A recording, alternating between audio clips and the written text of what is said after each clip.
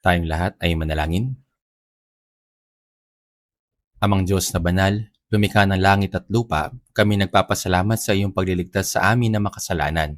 Binigyan mo kami ng pag-asa na makapasok sa walang hanggang langit at ginawa mo kami mga anak upang palaging protektahan at tulungan habang nabubuhay sa mundong ito. Ngayon, sama-sama nagtipon ang mga banal upang ipagdiwang ang araw ng Panginoon. Naway samahan mo kami, tulungan ang lahat ng narito na malaman sa kanilang mga puso ang napakahalagang kalooban na ituturo mo at tulungan mo sila na malaman kung ano ang nararapat gawin sa harapan mo. Nang sanggayon, hanggang dumating ang Panginoon ay maingatan nila ang kanilang pananampalataya at lubos na mabuhay na nakakalugod sa iyo. Gayun din, ang Summer Retreat ay nagpapatuloy hanggang ngayon. Sa pamamagitan ng retreat na ito, ang salita ng Ebanghelyo ng Panginoon ay pinapangaral. Naway samahan mo kami, pagkalooban ng Espiritu na aming kinakailangan, kalakasan at abilidad. Pakilusin mo ang mga puso ng lahat ng nakikinig ng salita at gabayan mo ang labi ng mga ministers na nangangaral nito. Nang sa gayon, ang gawain ng pagbabalik ng mga kaluluwa sa Panginoon sa kapangyarihan ng Espiritu Santo ay may sa katuparan. Gayun din, samahan mo ang naglilingkod at mga puso nag-evangelize. Bigyan mo sila ng karunungan at kalakasan. Taimtim naming idinadalangin na ang Diyos na bantayan at gabayan ng retreat na ito upang matapos ito ng walang aksidente hanggang sa huli sa gitna ng gawain ng Panginoon. Sa lahat ng kapatiran na sa iglesia na nabubuhay sa katapusan ng panahon, tulungan mo kami na malaman kung ano nararapat naming gawin. Nang sa gayon, nasan man kami, mabuhay nawa kami sa paraan na kakalugod sa Panginoon upang hindi kami humarap na may kahihiyan sa iyo. Ngayon, mula sa simula hanggang matapos, ipinagkakatiwala namin ang lahat sa banal na Espiritu at dinadalangin namin ito sa pangalan ng aming tagapagligtas na si Jesus. Amen. Ngayon, magsimula tayo sa pamamagitan ng pagbasa ng Malakias chapter 3. Babasahin ko po ang Malakias chapter 3, verse 13 hanggang verse 18. Babasahin ko po ang Malakias chapter 3, verse 13 hanggang 18.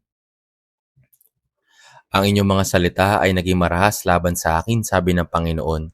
Yun may inyong sinasabi. Paano kami nagsalita ng laban sa iyo? Inyong sinasabi, walang kabuluhan na maglingkod sa Diyos. Ano ang aming pakinabang sa pagtupad namin sa kanyang utos o sa paglakad ng tulad sa may pananangi sa harap ng Panginoon na mahukbo? Kayo ating tinatawag na mapalad ang palalo. Hindi lamang umuunlad ang mga gumagawa ng masama, kundi kapag kanilang tinutokso ang Diyos, sila'y nakakatakas. Na magkagayoy nag-usap sila mga natatakot sa Panginoon. Binigyang pansin sila ng Panginoon at pinakinggan. At ang isang aklat ng alaala ay isinulat sa harap niya para sa kanila na natakot sa Panginoon at nagpahalaga sa kanyang pangalan. Sila'y magiging akin, sabi ng Panginoon na mahukbo. Isa na tatanging kayamanan sa araw na ako'y kumilos. Kaawaan ko sila na gaya ng isang tao na naaawa sa kanyang anak na naglilingkod sa kanya. At minsan pa ay makikilala ninyo ang pagkakaiba ng taong matuwid at ng masama, ng taong naglilingkod sa Diyos at ng hindi naglilingkod sa Kanya. Ang batch 3 ng retreat ay kasalukuyang isinasagawa ngayon. Ngayong oras ay pinapangaral ng Ebanghelyo sa Retreat Center.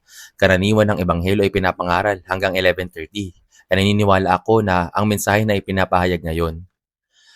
Hanggang kahapon, may kabuang 12,366 katao ang nagpa-register sa third batch ng retreat. Dagdag pa rito, ang Deaf Mission Seminar ay kasalukuyang isinasagawa sa Chongju Church kasama ang mga volunteers. Higit 300 na miyembro ng Chongju Church family, kaya may 1,042 na may rehistradong kalahok. Sa makatuwid, malaking bilang ng mga tao ang nakakatipon upang makilahok sa third batch ng retreat. Dahil ang mga sumama sa gawain ay naninirahan sa malayong lugar, marami ang nagpunta rito gamit ang bus.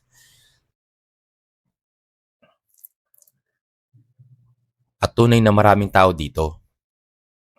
Kahapon, ang kuryente sa retreat center ay umabot sa pinakamataas na antas. Tayo ay nagdadaos sa mga retreat ng ilang dekada na. Subalit kahapon ang pinakamataas na kuryente na nagamit. Marahil dahil mainit at napakaraming tao. Ngunit sa kabila nito, patuloy na isinasagawa ang retreat sa kabila ng matinding init. Kaya pakiusap, ipanalangin ninyo po ito. Sa Martes, magsisimula na ang 4th batch ng retreat. Kaya inihiling ko na maghanda kayo kasama namin at manalangin para dito. Ngayong araw, nais ko pong pagbulayan ang mensaheng pinamagatang huwag kayong mapagod maghintay. Ang tao ay isang nilalang na naghihintay. Habang nagpapatuloy tayo sa ating buhay, mayroon tayong mga hangarin. Gayunpaman, kapag ang mga hangarin na iyon na hindi pa na nangyayari, masikap natin itong hinihintay na mangyari. May ibang mga tao na naghihintay ng desperado para sa kanilang mga anak na makapagtapos ng kolehiyo at makakuha ng magandang trabaho. Opo, ang managahanap ng trabaho ay naghihintay din habang patuloy na nagpapadala ng resume at mga application na dose-dosena at marahil daan-daan sa lugar na maaring pag-applyan. Subalit sa panahon natin ngayon, tila hindi ito madali. Ito ay totoong nakakapagod emotionally at ang mga ito ay napakahirap gawin. Meron din naghihintay na makatagpo ng mabuting partner at maikasal. Sa mga magulang din na kinakailangan na mag-ayos ng kasal ng kanilang mga anak, ginugugol nila ang maraming oras sa paghihintay at panalangin at nag-iisip, kailan kaya makakatagpo ng magandang kapareha ang anak kong lalaki o ang anak kong babae. Hindi ito kasing dali ng inakala ng marami. Dagdag pa rito, may ilang tao na nagpapagamot. Nagsisimula na maniwala na madaling gagaling ang kanilang sakit.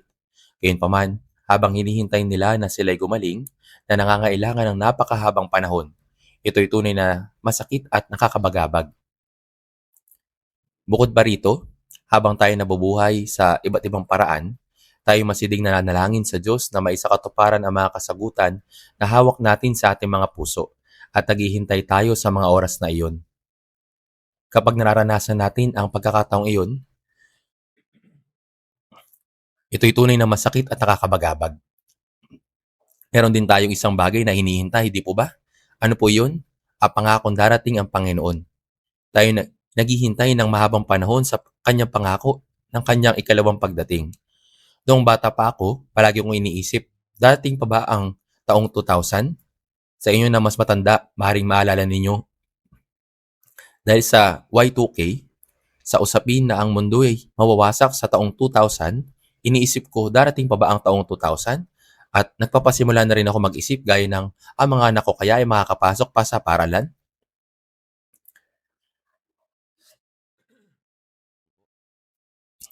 Gayunpaman, kapag ako'y nagbabalik tanaw, may naalala akong mga tao sa nakaraan na hindi na nagkaroon ng maraming mga anak pagkatapos silang maikasal. Namuhay sila ng gayong paraan dahil naniniwala sila na paparating na ang Panginoon. Ngunit hindi pa rin siya dumating. At bawat taon naririnig natin na malapit nang dumating ang Panginoon. Ngunit sa kabila ng lahat ng ito, may isang problema. Kapag ang paghihintay ay naging napakatagal. Sa una, tayo ay kinakabahan. Hinihintay natin ito. Hinihintay natin ang ating mga anak na magkaroon ng trabaho, magkaroon ng asawa, gumaling sa sakit, o makatanggap ng kasagutan sa ating mga panalangin.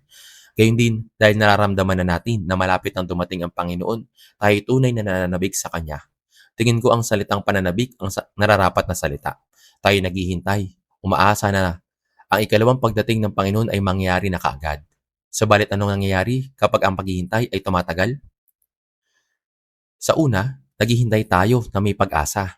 Ngunit sa pagdaan ng oras, nagsisimulang pumasok sa ating mga puso ang pag-aanilangan ng paunti-unti. Talaga bang mangyayari ito? Talaga bang darating ang oras na iyon? Sinusubok nito ang ating pananampalataya. Habang sinusubok nito ang pananampalataya, meron ding pananampalatayang kumikilos sa lahat ng bagay at nananatiling matatag sa gitna ng pagtitiis. Gayunpaman, may mga kaso na kung saan may ilang tao na pagod na sa paghihintay at tinalikuran na ang kanilang paninindigan sa pananampalataya. Ang isyong kinakaharap sa panahon ni Malakias ay siya ring problema ngayon. Ang mga mananampalataya ng panahong iyon ay nabuhay ng 400 taon bago dumating si Jesus. Subalit, ang mga taong ito'y lubang napalayo na sa pananampalataya. Sinabi po sa Biblia, kung babasahin po ninyo sa verse 14, babasahin ko muna ang verse 13. Sabi dito, ang inyong mga salita ay naging marahas laban sa akin, sabi ng Panginoon. Gayunmay inyong sinasabi, paano kami nagsalita ng laban sa iyo? Sinasabi ng Diyos, kayong mga mananampalataya ngayon. Dito, kayo tumutukoy sa mga Israelita. Ang mga salita ng naging marahas laban sa atin. Hindi ito mabubuting salita. Sinabi niya, ang iyong mga salita ay naging marahas laban sa akin. Kayo man inyong sinasabi. At ang naging tugon nila, paano kami nagsalita ng laban sa inyo? Tinatanong nila, anong naming sinabing masama laban sa iyo? Verse 14. Inyong sinabi, walang kabuluhan na maglingkod sa Diyos. Ano ang aming pakinabang sa pagtupad namin sa kanyang utos o sa paglakad ng tulad sa may pananangis sa harap ng Panginoon na mahukbo?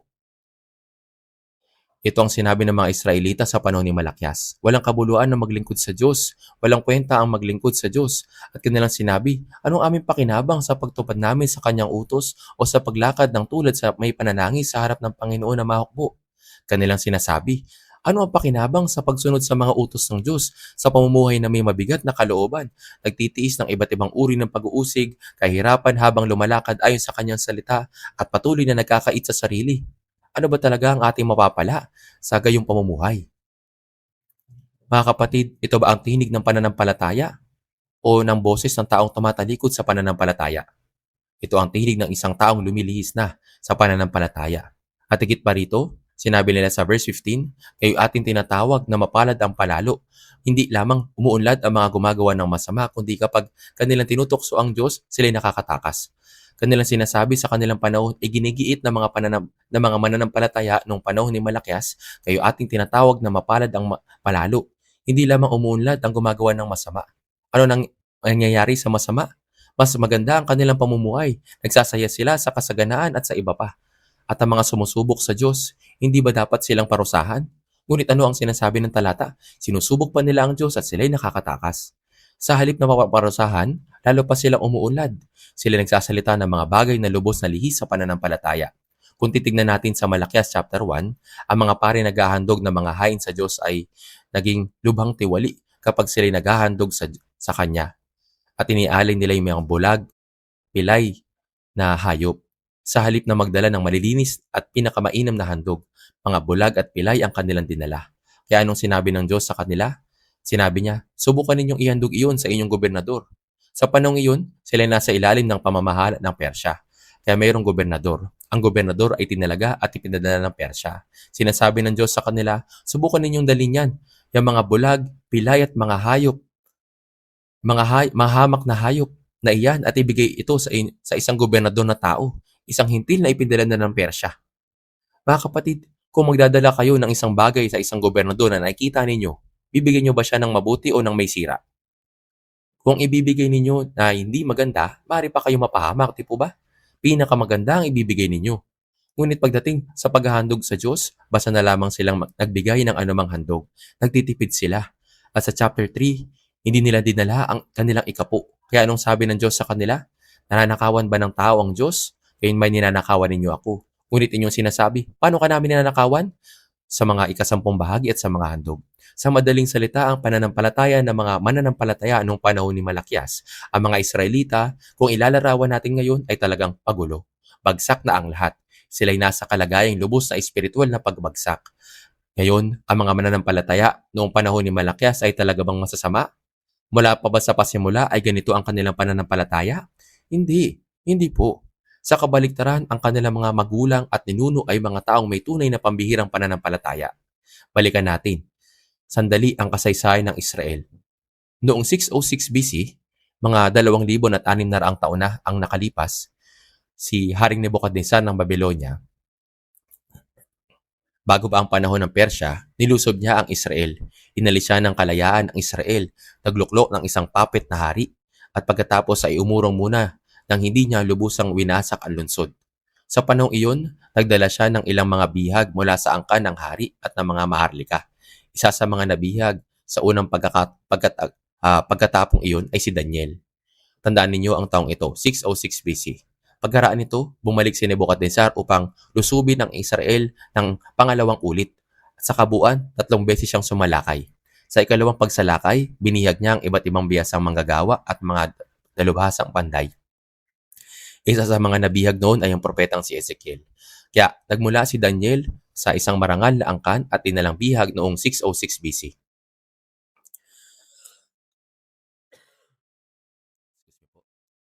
Sa ikalawang pagsalakay, malamang na si Ezekiel ay kabilang sa mga biyasang manggagawa. Ngunit sa kabila ng lahat ng ito, patuloy pa ring naghimagsik ang Timog Juda laban kay Haring Nebuchadnezzar at tumangging magpasakop sa kanya. Kaya noong 586 BC, 20 taon na matapos ang 606 BC, Muli siyang bumalik at sinalakay sila sa ikatlong pagkakataon. Sa pagkakataong iyon, tuluyan niyang winasak ang Timog Juda at lalo na lubusan niyang giniba ang templo hanggang sa ang mga ito'y maging bunton ng mga guho. Ang propeta naglilingkod doon ay si Jeremias. Gayunman, hindi siya sumama sa Babylonia. Inalok siya ng pakikitunguhan siya ng mabuti kapag sumama siya sa Babylonia, ngunit pinili niyang manatili.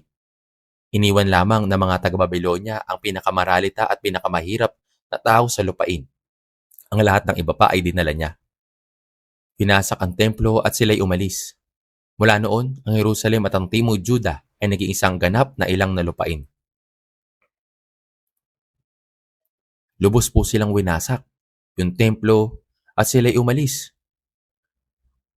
Naging ganap na ilang na lupain. Si Jeremias ang nanatili sa ilang na lupaing iyon. Hanggang sa huling sandali, siya'y tumatangis habang isinusulat ang mga kasulatan. Dito nagmula ang aklat ng mga panaghoy sa Biblia. Ang salitang panaghoy ay nangangahulugang isang awit ng kalungkutan o isang awit ng pagluluksa para sa mga namatay. May sikat na talata patungkol sa pagbagsak ng Jerusalem. Sinabi ito sa Jeremias chapter 5 verse 1. Tumakbo kayong paro't parito sa mga lansangan ng Jerusalem. Tignan ninyo at pansinin. Halughugin ninyo ang kanyang mga liwasan kung kayo mayroong taong matatagpuan na gumagawa ng katarungan at naghahanap ng katotohanan upang patawarin ko siya. Ilang matuwid na tao ang sinabi ng Diyos na kanyang hinahanap upang hindi niya wasakin na lungsod? Isa lang. Isipin niyo po yun mga kapatid. Bumagsak ang Sodoma sapagkat wala man lang 10 matuwid na matatagpuan doon.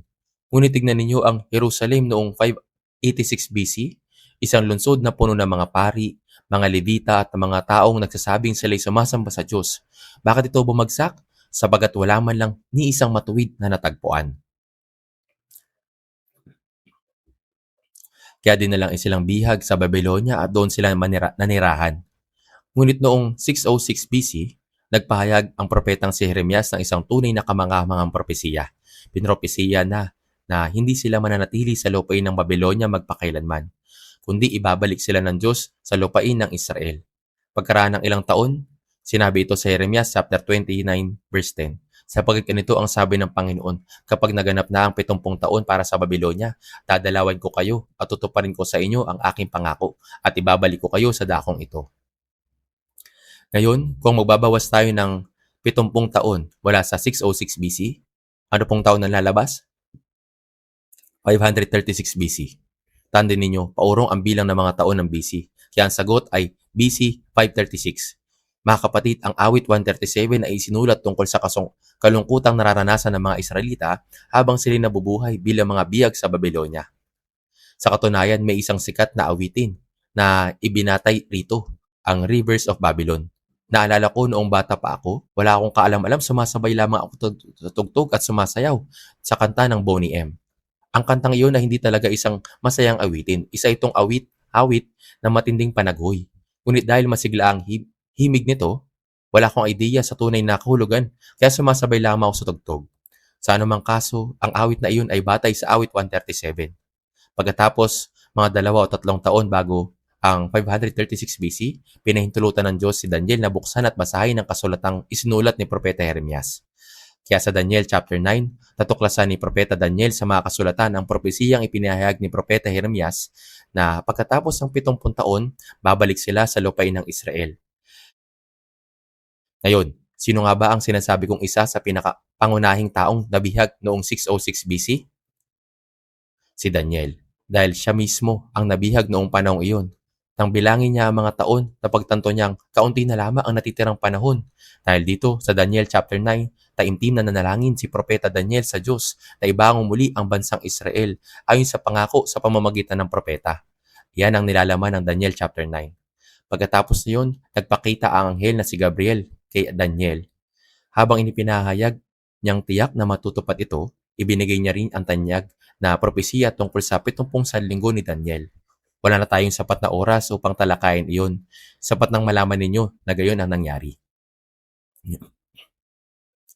Kaya noong 536 BC, sa katunayan ang Diyos ay naisakatuparan ang kamanghamanghang gawa. Anong gawa ang kanyang isinakatuparan? Samantalang Babylonia ay nawasak sa pamamagitan nino, sa pamamagitan ng Persya. At ngayon, sino ang makapangyarihang pinuno ng Persya? Ito ay ang tao na nagangalang Ciro. Siya din ay tinatawag na Cyrus the Great. At si Ciro sa umpisa, ang kanyang biyenan na si Dario ay naging hari sa maikling panahon. Gayunpaman ay mayroong panahon noong siya ay general at sauli. Pagkatapos na maging hari ni Ciro, siya ay naglabas ng utos. Anong utos ang inilabas niya? Siya ay gumawa ng utos na sino mang Israelita na nasa Persya, kayo ng bansang naging Persya, sino mang Israelita na nasa Persya na nais bumalik sa lupain ng Israel ay maaaring bumalik. Itong kautosan ay nananatiling archaeological artifact. At kung saan ito nailagay? Kung pupunta kayo sa British Museum, meron doong silindro na gawa sa luwad na tinatawag na Cyrus Cylinder. Kung titignan natin na nakasulat dito, ito'y kamangha-mangha. Ang mga sulat sa dulo ng ikalawang hari at ang mga salita sa aklat ni Ezra ay nakasulat po doon. Kaya ito ang utos ni Ciro. Kung titignan natin ang kasaysayan, ang taong ito na si Ciro ay malahimalang nagtagumpay sa maraming digmaan. Gaya sa mga digmaan, halimbawa, kapag may isang nagkamit ng malaking tagumpay, nang may kahirapan, nagagawa nila ito sa pamamagitan lamang ng kanilang kakayahan. Mayroong ilang pagkakataon na mayroong swerte sa anumang kanilang ginagawa. Subalit sa lalaking ito na si Ciro, sa tuwing siya'y nakikipagdigma, ang kanyang swerte ay talagang mabuti. Ang mga ito ay mga digmaan na imposibleng maipanalo. Gayunpaman ay patuloy siyang nagtatagumpay. Kaya habang siya'y nakikipagdigma, naramdaman niya at naisip niya, tila mayroong tumutulong sa akin. Gayunpaman, kung titignan ninyo ng mabuti sa Biblia, sa aklat ni Daniel, si Propeta Daniel ay nagpatuloy sa napakataas na posisyon sa pamamagitan ng Babylonia at Persya. Kung titignan natin ang aklat ni Daniel, maalala ninyo na ang kwento ni Daniel tungkol sa itinapon siya sa yungib ng mga leon. Sa panahong iyon, sa panahon ng Babylonia, hindi sa panahon ng Babylonia, kundi sa panahon ng Persya. At ito ang pangyayari noong panahong iyon. Bago naging hari si Ciro, nang mailagay niya ang kanyang biyenan na si Dario bilang hari sa maikling panahon, ng panahong ito, si Propeta Daniel ay punong ministro mula sa pananaw ng mga opisyal na sinakop na bansa. Ang bansang Persya ay sinakop ito. Tama po ba? Habang si Daniel ay nasa mataas na posisyon na opisyal na tinalong bansa na inilagay bilang punong ministro, ano mga nangyari? Marami ang lubhang nainggit sa kanya. Gayunpaman, upang maipahuli ang isang taong walang kasalanan, nagkaroon ng batas na kung sino man ay manalangin at kung sino man ay maglingkod sa ibang Diyos, ay tatapon siya sa yungib ng mga leon. Ginawa nila ang kautosan na ito at naitapon si Daniel sa yungib ng mga leon. Subalit, kahit na si Daniel ay itinapon sa yungib ng mga leon, ay itinikom ang bibig ng mga leon. Ano ang ginawa ng Diyos? Itinikom niya ang bibig ng mga leon. At pagkatapos mailabas si Daniel, nang itapon na ang mga tao na nag-akusa at nagplano laban sa kanya, bago pa man sila makalabag, anong ginawa ng leon? Ang mga leon ay nanaig sa kanila at pinagputol-putol ang lahat ng kanilang mga buto. Ang mga ganitong salita ay naisulat sa Biblia at ito ay sa panahon ng Persya. Kaya pag-isipan po ninyo, si Haring Dario ay binabanggit ko kanina o maging si Ciro ay nakakaalam ng katotohanan ito o hindi. Nalalaman niya. Kung mabasahin ninyo ang aklat ni Daniel, sinasabi po dito at si Daniel ay namalagi roon hanggang sa unang taon ng Haring si Ciro. Kaya ito po ngayon si Propeta Daniel. Tungkol sa kwentong patungkol kay Haring Ciro, saan ito nagsimula? Saan ito naisulat? Ang kwento ay patungkol kay Ciro na naisulat sa aklat ni Isaias. Aklat ni Isaias. Kung gusto ninyong pag-aralan ang tungkol sa lahat ng mga bagay na ito na nabanggit ko ngayon, kung pag-aaralan niyo ng mabuti ang ating Bible Academy, ito yung lalabas. Bago pa dumating si Ciro, ang aklat na Isaias ay isang aklat na isinulat noong BC 700 hanggang 800. Kaya mahigit 200 taon ang lumipas bago dumating sa mundong ito ang lalaking nagangalang Ciro. Ang mismong pangalang Ciro ay naisulat sa pamamagitan ng propeta Isaias. Kaya naipropesiya na siya ang magpapalaya sa Israel at tiyak na mayroong nagsabi kay Ciro patungkol dito. Sino kaya sa palagay ninyo? Ito ay si Propeta Daniel. Kaya nang magitin ni Daniel ang kwentong ito, sapagkat walang sino man doon ang hindi nakakilala kay Daniel na nakaligtas mula sa yungib ng mga leon at sa panahon niyon, maging yung mga hari, hintil.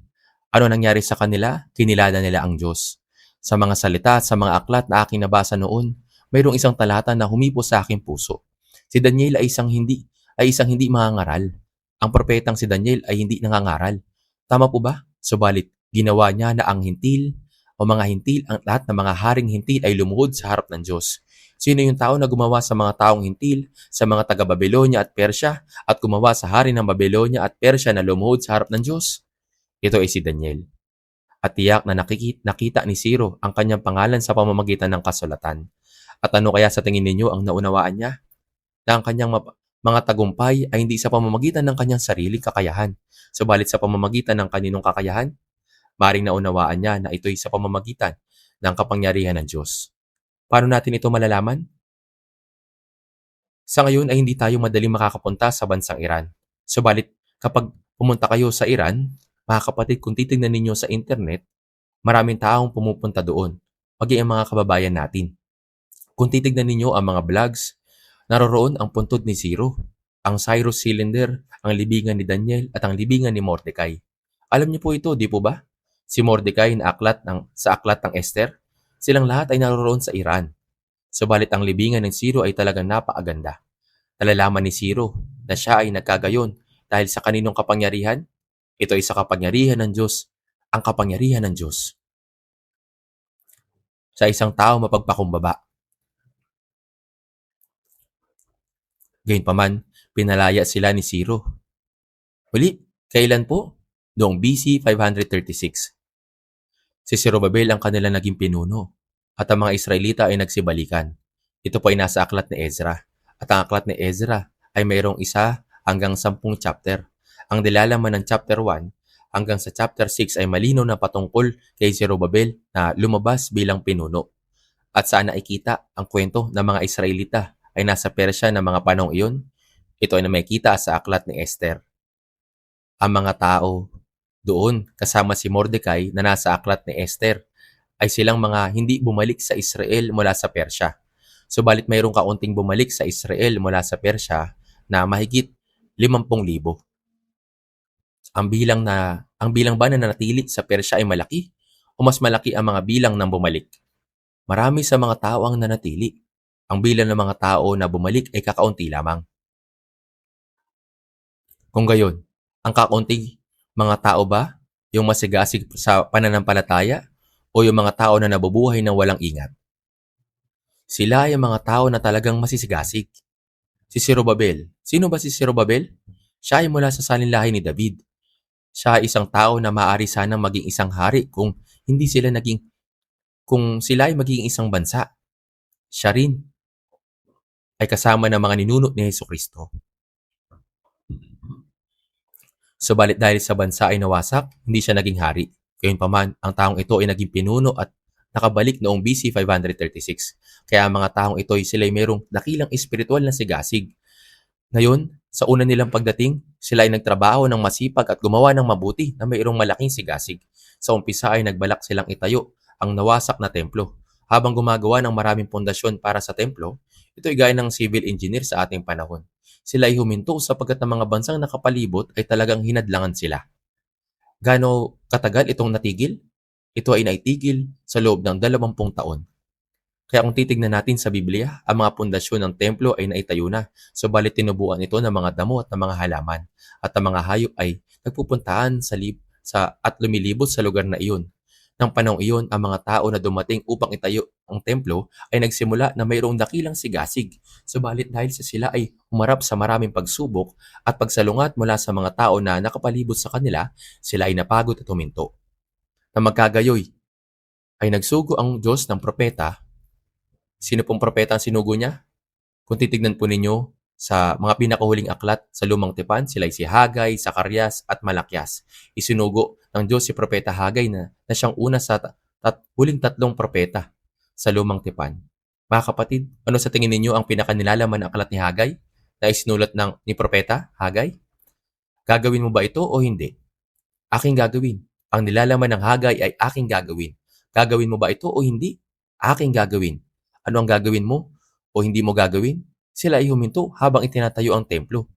Kaya itayo ninyo ang templo ng mabilis. Hanggang kailan? Kung titignan ninyo sa aklat ni Hagay, sinabi ng Diyos sa mga tao na hindi tumulong sa pagtatayo ng templo sa halip ay nagtuon sa kanilang buhay at sa kanilang sarili mga bahay. Ngunit nagasik ng marami, ngunit umani. Kayo nagasik ng marami, ngunit umani ng kaunti. Kayo kumain, ngunit hindi kayo nabubusog. Kayo uminom, ngunit hindi kayo nasisiyahan. Kayo nagdaramit, ngunit walang naiinitan. At kayong tumatanggap ng sahod ay tumatanggap ng sahod upang ilagay sa mga supot na may mga butas. Kaya nang si Propeta Hagay ay dumating at nagsalita, ang mga tao ay nagkaroon muli ng kalakasan. At pagkatapos ay dumating si Propeta Zacarias. Si Zacarias rin ay isang propeta sa parehong panahon. At nang siya'y dumating at nagsalita, ang mga tao ay muli nagkaroon ng kalakasan at muling itinayo ang templo pagkatapos ng 20 taon. Ngayon ay bumalik sila ng BC 536. At pagkatapos ng 20 taon, anong taon na po ito? BC 516. Noong BC 516, ang ikalawang templo, ang templo ng Zerubbabel ay natapos. Kung pag-iisipan natin ang tungkol sa numero ay sumasakit ang ulo nyo. Tama po ba?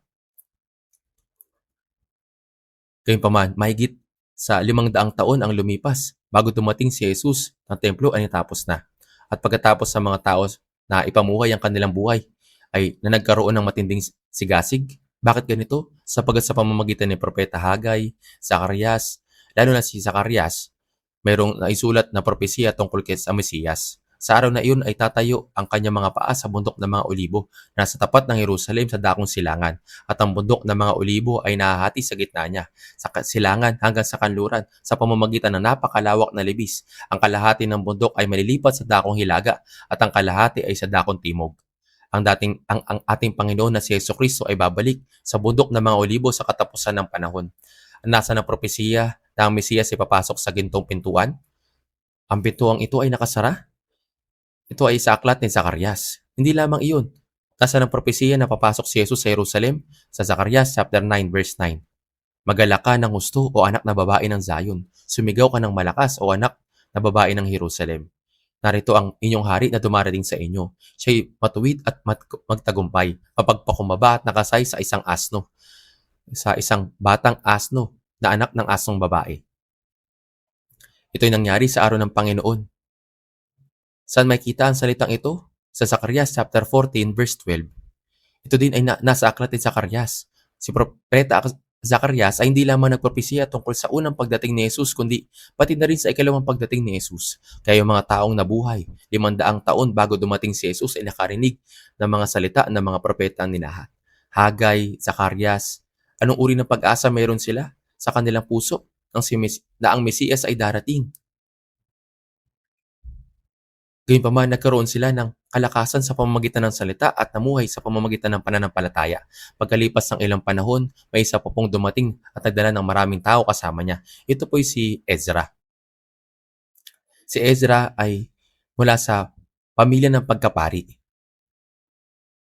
Siya ay isang tao na maraming kaalaman tungkol sa kasulatan at isa siya sa nagtatag sa mga Israelita sa pamamagitan ng salita ng Diyos.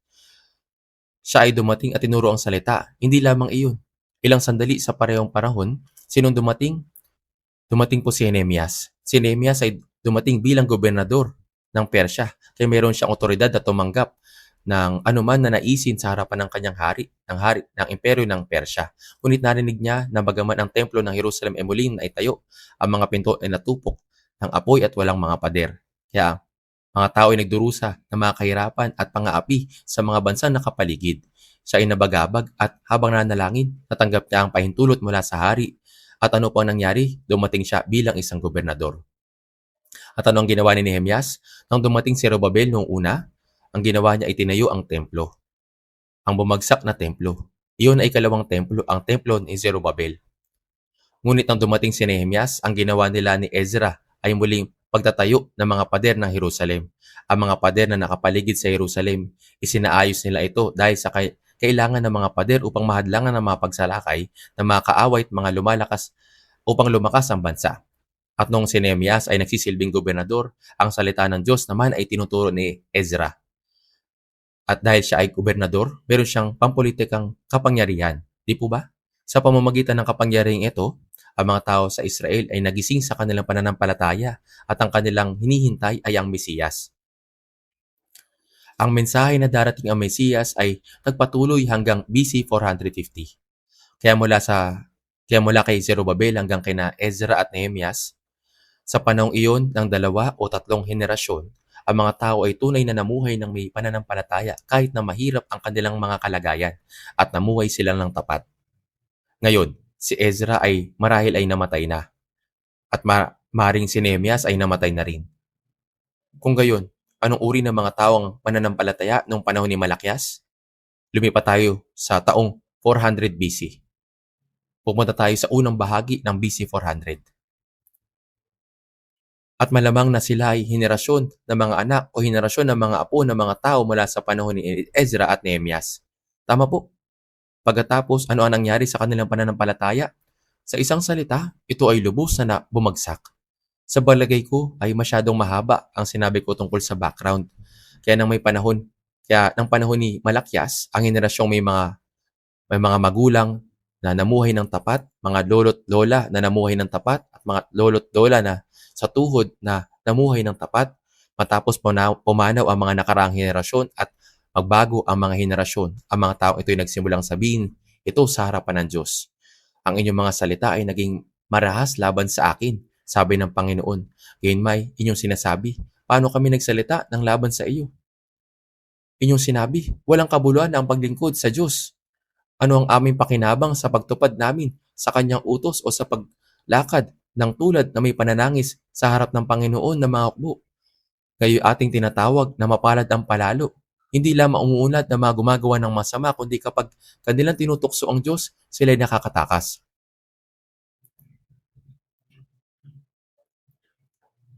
Ngunit naglilingkod ako sa Diyos at nabubuhay habang hinihintay ang Mesiyas. Ngunit napakahirap ng ating panahon. Bakit?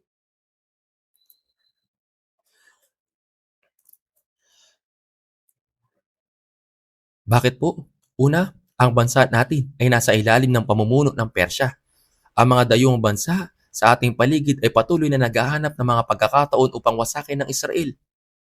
Sa tuwing may gagawin ng Israel, pinagbabantaan nila ang mga ito. At kung minsan ay gumagamit pa sila ng aktwal na karahasan. Kung paano ang mga tao ay nabuhay sa pamamagitan ng panahong iyon, maraming Israelita ay naging mahina sa kanilang pananampalataya. Ano po sa palagay ninyo ang dahilan? Ito ay dahil ang paghihintay ay napakatagal. Ngunit, bakit ko naisip ang patungkol sa mensaheng ito ngayon? Dahil ang panahong ito ay halos kapareho ng panahon natin. Ang panahon ni Malakias ay ang panahon ng paghihintay sa unang pagdating ng Mesiyas na darating sa unang pagkakataon. Pagkatapos, ang panahon natin ay panahon ng paghihintay kanino? Ito ang panahon ng paghihintay kay Jesus na muling darating. Ngayon, maging sa panahon ng Malakias, maraming propesiya na darating ang Mesiyas. Ang propetang si Isaias ay nagsalita patungkol dito. Si Propeta Zacarias na napag-usapan natin ay nagpropesiya din at nagsalita. Lalo na ang propetang si Malakias, nagpropesiya siya lalo na patungkol kay Juan na tagapagbautismo. Gayunpaman, maraming propesiya. Ang mga propeta ay nagsalita ng maraming beses patungkol sa pagdating ng Mesiyas. Sa panahon rin natin, meron bang pangako ng ikalawang pagdating? Meron po o wala? Meron po. Napakalinaw ng pangakong ito. Gayunpaman, kahit magkaiba ang unang pagdating at ikalawang pagdating mula sa puntong ito, meron silang isang pagkakatulad. Tayo ay naghihintay. Darating ba siya o hindi? Ang paghihintay ay mas tumatagal. Mula sa pananaw ng Diyos, ang 20 o 30 taon ay hindi talaga mahabang panahon para sa Kanya. Ngunit sa pananaw ng tao, talagang napakatagal na panahon. Maring panghabang buhay pa nga ito. Hindi ba't ito'y tama? Isang panghabang buhay, isang buong buhay. Kaya naman, ang paghihintay ay nagtatagal. Maging ang mga namumuhay noong una nang may maalab na puso at lakas sa harap ng Diyos at taimtim na nagsisikap ay unti-unting pinanghihinaan ng loob kung hindi siya darating pagkatapos ang lahat ng paghihintay na iyon. Balikan natin noong tayo mga bata pa. Meron lamang tayong tigi-isang anak. Ngunit sa paglipas ng panahon, isa-isang nang sinimula ng mga tao ang pagtataksil sa panuntunang iyon. Nagsimula sila magkaroon ng pangalawang anak na may malalaking agwat sa edad. Bagaman ang ilan ay hindi nakagawa ng higit pa, medyo marami rin ang gumawa. May mga ilang kaso kung saan matapos maghintay at makitang hindi ito nangyayari, nagpatuloy sila at nagkaroon ng pangalawang anak. Siyempre po, hindi ito 100% na sigurado. Ngunit kapag naghintay ka, ito ay tila siya ay darating at lalong madaling panahon. Kaya mamuhay ka ng taimtim. Ngunit kung hindi siya darating, ito ay nakakapanghina ng loob. At kung minsan ay nakakaramdam pa nga ng pagkadismaya. At kapag iyon ay nangyari, malaki ang posibilidad na ang iyong pananampalataya ay maanod patungo sa pagiging formal na lamang sa halip na dalisay. Ito ay dahil mayroong tayong pisikal na katawan at unti-unti tayo nagiging sekuralisado. Ano niyo po yung sekuralisasyon? Ano ang kagandahang patungkol dito? Matapos ang lahat, anong pinakamagandang bagay? Ang pera ang pinakamaganda. Kung titingnan mo ang paligid, ang mga tao sa mundo ay nabubuhay ng maayos. Kahit ano pa ang gawin nila, kahit medyo mabagal. Ang mga bagay-bagay nito mga nakaraang araw, kaya nilang kumita ng pera sa stock market o bumili ng real estate na tumataas ang halaga. Ngunit namumuhay akong parang hangal na walang kaalam-alam sa lahat ng iyon. Namumuhay ba ako na parang hangal? Namubuhay ba talaga ako na parang hangal? Yan ay isang sekularisasyon. Kaya sa bawat isa, bakit ang mga tao sa panahon ni Malakias ay bumagsak sa kasalanan? Sa madaling salita, ito ay dahil sa naging matagal ang paghihintay. Kaya nang nabanggit ko kanina, nagsimula silang bumalik noong 536 BC.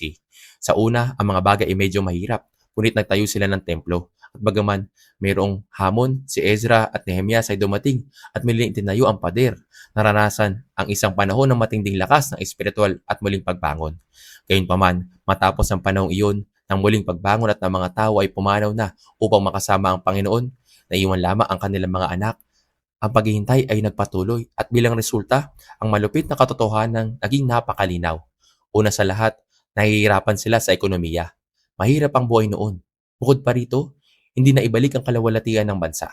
Ang kaharian ng Mesiyas na kanilang hinihintay ay hindi pa natutupad. Kaya ang mga tao ay nagsimulang magsabi, walang kabuluhan na maglingkod sa Diyos. Mga kapatid, ang problema rito ay hindi ang mismong pagdurusa, kundi isang maling interpretasyon ng pagdurusang ito, nagawa ng paghihintay. Kaya ang kanilang saloobin ay nagbago. Mga kapatid, alam niyo po ba, kapag tinitignan po ninyo ang Biblia, ang gawain ng Diyos ay lagi may kasamang panahon ng paghihintay. Matapos matanggap ang pangako ng Diyos, ilang taon naghintay si Abraham bago siya nagkaroon ng anak. Naghintay siya ng hindi bababa sa 25 taon. Nagkaroon siya ng anak na lalaki noong panahong imposible na para ito sa tao. Sinabi sa Genesis chapter 18 verse 11, si Abraham at Sarah ay kapwa matanda na at tipas na sa panahon. At si Sarah ay hindi na dinadatnan ng tulad sa likas ng mga babae. Noon lamang nang halos imposible na magkaanak ang isang babae, binigyan siya ng Diyos ng isang anak na lalaki, si Isaac.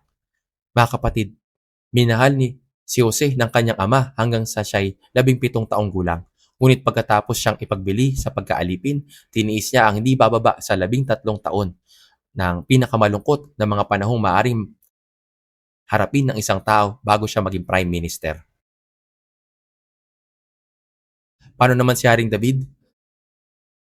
Bagaman si Samuel ay dumating at binuhusan siya ng langis, si David ay gumugol ng hindi bababa sa 15 taon na tumatakas habang sinusubukan siyang patayin ni Saul. Hanggang sa siya ay binuhusan ng langis at maging tunay na hari, tiniis niya ang hindi mabilang na mga banta ng kamatayan at pagpatay at patuloy na tumatakas upang iwasan ito. Paano naman si Moises? Naglakbay siya ng may determinasyong iligtas sa mga Israelita. Ngunit matapos maging isang mamamatay tao, tumakas siya patungo sa ilang ng Midian. Ilang taon po ay yung ginugol niya? 40 taon. Kung titignan po ninyo ang gawain ng Diyos, may isang karaniwang bagay. Palagi niya tayong pinaghihintay. Ano po sa palagay ninyo ang dahilan? Iniihanda muna ng Diyos ang mga tao bago ihanda ang kanilang mga kalagayan. At itong paghihintay ay hindi nangangahulugan na ang Diyos ay walang gagawin. Hindi ito nangangahulugan na ang Diyos ay tahimik. Sa halip, sa pananaw ng Diyos, siya ay naghahanda. Sa totoo lang, wala pa nang marinig ko ang patungkol sa pagdating ng Panginoon mula nang ako'y bata pa, paminsan-minsan na iniisip ko pa rin ang mga bagay na iyon. Alam po ninyo, pabalik-balik pa rin ang alitan ng US at Iran ngayon. Ngunit alam natin na tinutupad nito ang sinasabi ng Biblia, hindi po ba? Kaya, mawawala ba ang Iran sa balat ng lupa o hindi? Hindi. Hanggang kailan? Hanggang sa huling digmaan. Ito ay tila nahihirapan si Trump ngayon. Ang Iran ay dapat na madurog, ngunit hindi naman, di ba? Kaya sabi ng mga tao sa mundo, maring madurog ang Iran.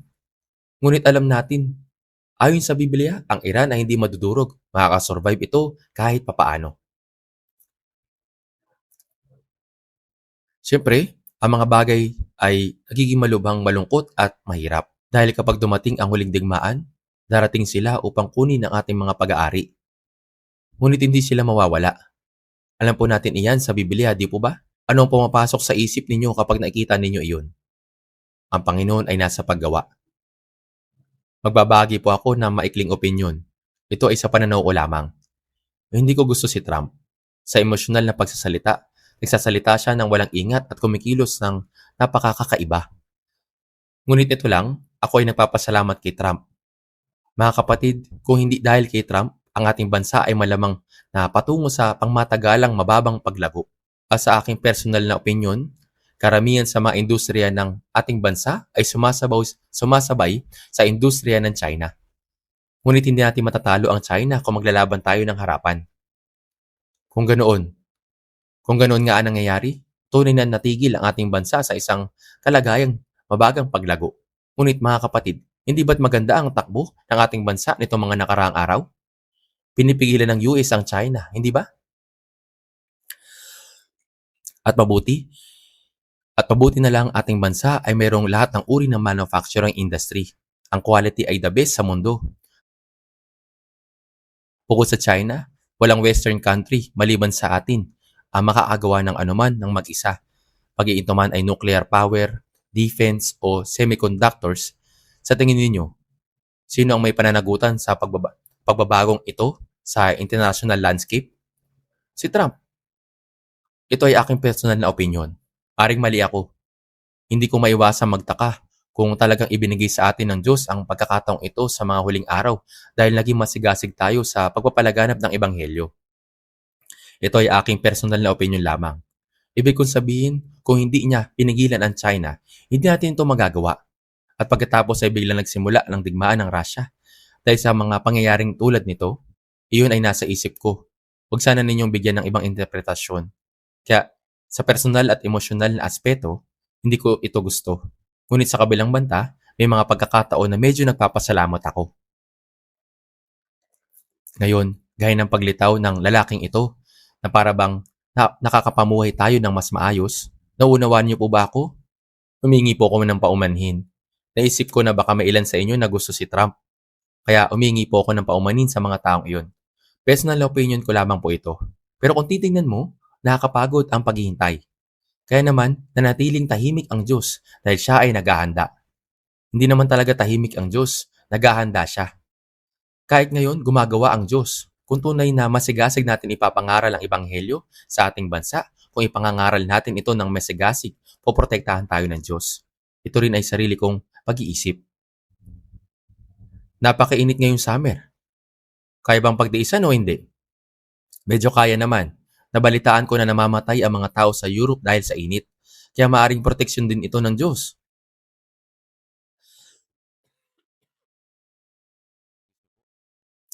Dahil ang kalagayan nating dahil kailangan natin magdaos sa mga retreat. Sapagkat masigasig tayo nangangaral, tinutulungan tayo ng Diyos. Kung bibigyan niyo po ng kahulugan ng lahat ng gayong paraan, lahat ay tulong ng Diyos. Binabantayan tayo ng Diyos upang maipangaral ang Ebanghelyo sa huling panahong ito. Ang Diyos ay gumagawa. At ang Diyos ay naghihintay ng kaunti pa dahil may mga taong kailangang ma-evangelize at mabahaginan ng Ebanghelyo. Gayun din, isa sa mga dahilan kung bakit bumagsak ng ganito ang Israel noong panahon ni Malakias ay tila iniisip nila na ang masasama ay umuunlad.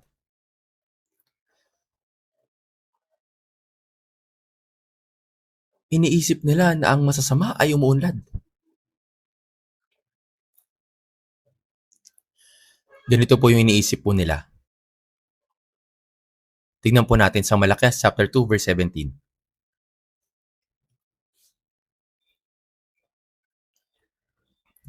Malakias chapter 2 verse 17. Inyong niyamot ang Panginoon ang inyong mga salita. Inyong may sinasabi ninyo, paano namin siya niyamot? Sa inyong pagsasabi, bawat gumagawa ng kasamaan ay mabuti sa paningin ng Panginoon at sila'y kanyang kinalulugdan. O nasa ng Diyos ng katarungan. Sinabi ng mga Israelita, inyong niyamot ang Panginoon ang inyong mga salita. Inyong may sinasabi ninyo, paano namin siya niyamot? Bawat gumagawa ng kasamaan ay mabuti sa paningin ng Diyos, sa pangin ng Panginoon. Ang mga gumagawa ng masasama ay dapat mapahamak at maparusahan. Ngunit ano ba ang katotohanan? Ang kahulugan ng mabuti sa paningin ng Panginoon ay sila ay umuunlad. Hindi po ba? Sila ay kanyang kinalulugdan. Sila ay nagiging isang kaluguran sa harap ng Diyos. Ano ba mga taong iyon? Sinasabi ito ng mga tao sa worldly term. Hindi ba? Anong ginawa nilang sa nakaraang buhay nila? Nagligtas ba sila ng bansa? Paano sila naging maayos? Ganito ang sinasabi ng mga tao. Ganun ang sinasabi nila. Pagkatapos sinasabi nila, nasaan ang Diyos ng katarungan? Kung totoong may Diyos, tama ba ito? Yun ang sinasabi nila. Kaya hindi nila naintindihan kung bakit umuunlad ang masasama. Kaya bumabagsak ang kanilang pananampalataya. At pagkatapos ay sinabi nila na ang paglilingkod sa Diyos ay walang kabuluhan. Ngunit ito ay mali. Ngayon, kapag ang isang tao ay nabigo at susunod ay hinanakit, kapag ang pagkabigo ay dumating, lumalabas ang hinanakit. At kapag hinanakit ay mas naging mas matindi, ito ay nagiging pangungutya. Pagkatapos, unti-unti, ang tao ay nagiging walang pakialam sa Diyos. At pagkatapos ay ginagawa niya ang mga bagay-bagay ng formalidad na lamang. Dahil kailangan niyang gawin ang mga ito. At sa uli, ito ay napupunta sa susunod na pagkahulog sa masama. Ang isang tao ay nagiging bigo, nagiging hinanakit, nagiging mapangutya, nagiging walang pakialam at pagkatapos ay nagbabago mula sa isang formal na pananampalataya patungo sa isang masamang kalagayan. Yan ang kalagayan ng mga tao noong panahon ni Malakyas. Bakit po ganun? Ngayon, kung titignan po ninyo ang mga araw ni Malakyas, gumuho ang maraming bagay. Sa madaling salita, una sa lahat, gumuho ang sistema ng paghahandog. Sa chapter 1, dinala nila ang mga pilay at may sakit. Kapag naghahandog sa Diyos, kailangan mag-alay ng hayop na handog sa harapan ng Diyos. Ngayon, sabihin natin may mga tupa at kambing at sabihin na natin may mga baka. Ang malalakas at mabubuti. Kung iaalay nila ang mga ito, tila napakahalaga para ibigay. Ano kaya ang kanilang iniaalay? Ang mga may sakit, ang mga bulag, mga pilay, ang mga bagay na tulad niyan ay walang market value. Hindi ba? Kapag nag-alay sila ng mga handog sa harap ng Diyos, dinadala nila iyon. At alam niyo po, ano pong sinasabi ng Diyos? Subukan ninyong ihandog iyon sa inyong gobernador. Masisiyahan kaya siya sa iyo at papakitaan ka kaya niya ng kabutihan? Gumawa ang sistema ng paghahandog. Sinasabi ng mga taong ito. Tingnan natin sa Malakyas chapter 1 verse 2. Malakyas chapter 1 verse 2. Babasahin ko po ang verse 2.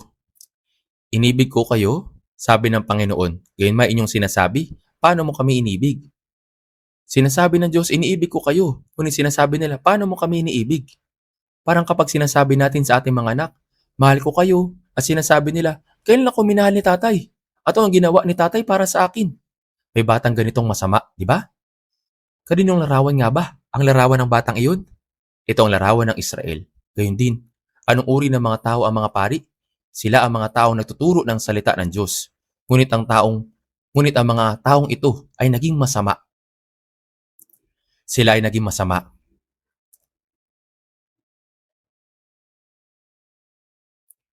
Naging masama yung mga pari na dapat na nagtuturo ng salita ng Diyos. Tingnan po natin sa Malakyas chapter 2, verse 7 hanggang 8. Sa Malakyas chapter 2 verse 7 hanggang 8, sapagkat ang mga labi ng pari ay dapat mag-ingat ng kaalaman at dapat hanapin ng mga tao ang kautusan ng kanyang bibig. Sapagkat siya ay nagsugo ng Panginoon na makakbo, ngunit kayo lumihi sa daan, naging dahilan kayo upang matisod ang marami sa pamamagitan ng inyong kautusan. Inyong pinasama ang tipan ni Levi, sabi ng Panginoon na makakbo. Ngayon, ang tungkulin ng mga pari ay taguyod ang salita at kaalaman tungkol sa Diyos at sabihin ng kautusan kapag may mga tao nagtatanong tungkol dito. Gayunpaman, sila ay lumihi sa daan, nahulog sa kasamaan ng mundo, at sila ay nagdudulot ng pagkatisod sa kautusan. Mas lalong hindi sinusunod ng mga pari ang kautusan. Natural lamang, ang mga karaniwang tao ay hindi naiiba.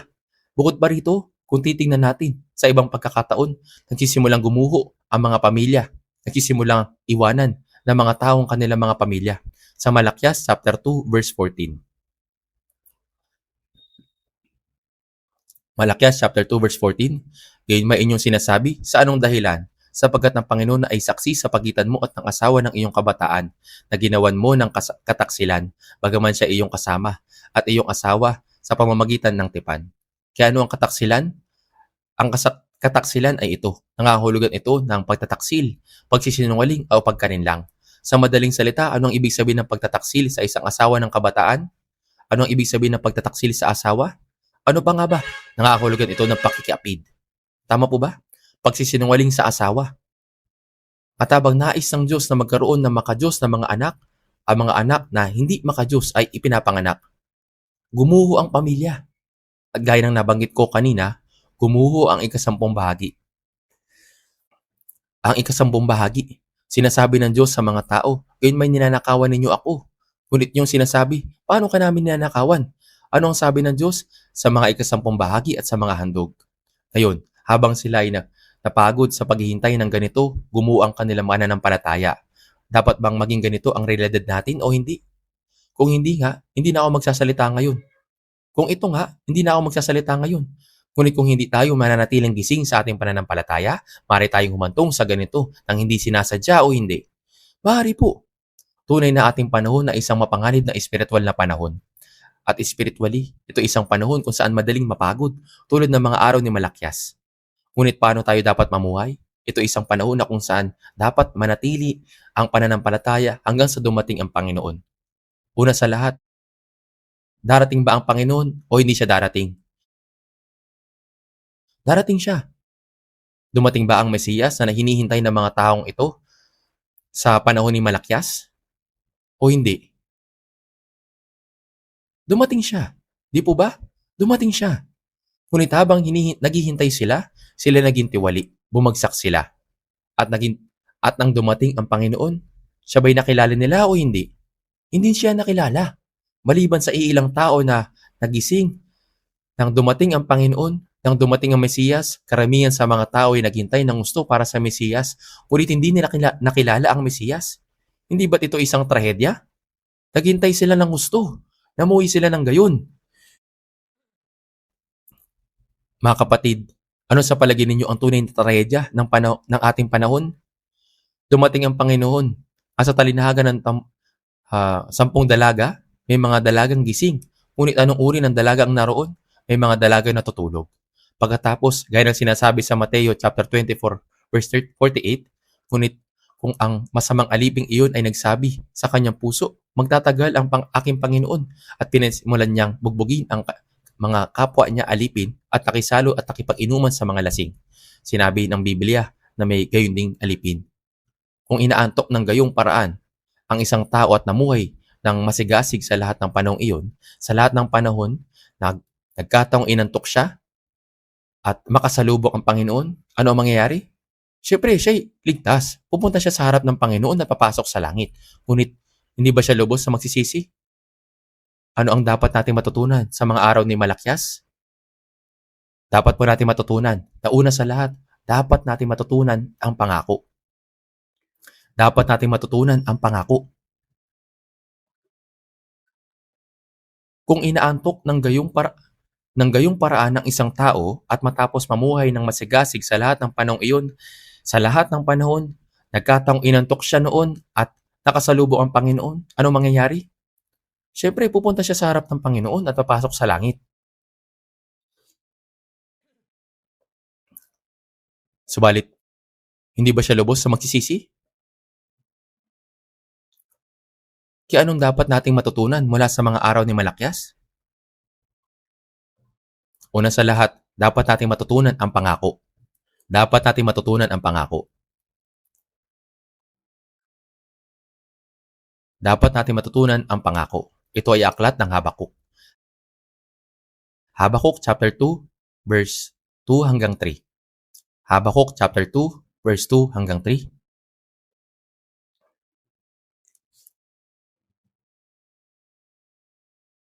Verse 2 hanggang 3. At ang ating Panginoon ay sumagot sa akin, Isulat mo ang pangitain at gawin mong malinaw sa mga tapyas na bato upang ang makabasa na iyon ay makatakbo. Sapagkat ang pangitain na naghihintay pa ng panahon nito at nagsasalita tungkol sa wakas, hindi ito magsisinungaling.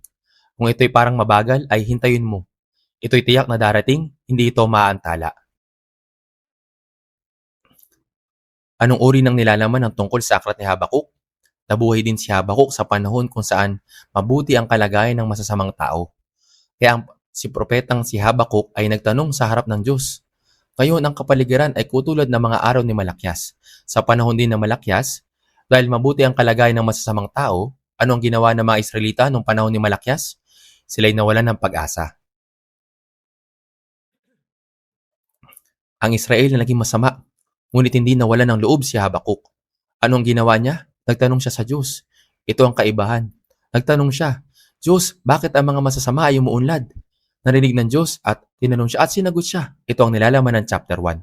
Sinabi ng Diyos, ipadadala ko ang Babylonia laban sa kanila upang parusahan ang masasamang tao. Sinabi niya na isinugo niya ang Babylonia upang hatulan ng masasama. Ngunit nang marinig ito ni Habakuk, nagkaroon ulit ng isang tanong sa kanyang puso. Panginoon, kami ay bayan mo. Kahit na nagkasala kami, ang Babylonia ay hentil at marami ang mga masasama sa mundong ito at marami pang mas masasama kaysa sa mga Israelita sa sanlibutan. Bakit sinugo mo sa amin ang masasamang tao para hatulan ang bayan mo? Panginoon, mali po ito. At ibinigay ng Diyos ang pangalawang kasagutan at ito ay talatang binasa natin. Sinabi ng Diyos, ang Babylonia ay kasangkapang aking gagamitin. Gagamitin ko ang Babylonia upang hatulan ang Israel at ang Babylonia ay mapapasa ilalim ng aking paghukom dahil sa kanilang kasalanan. Nang marinig ito ni Propeta Habakuk, naunawaan niya ang layunin ng Diyos at sinulat niya ang mga salitang ito. Kilalang awit po ito dito po sa Biblia.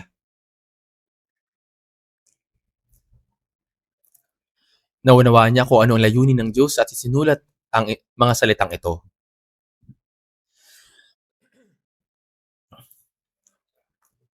Naunawaan niya ang mga salita.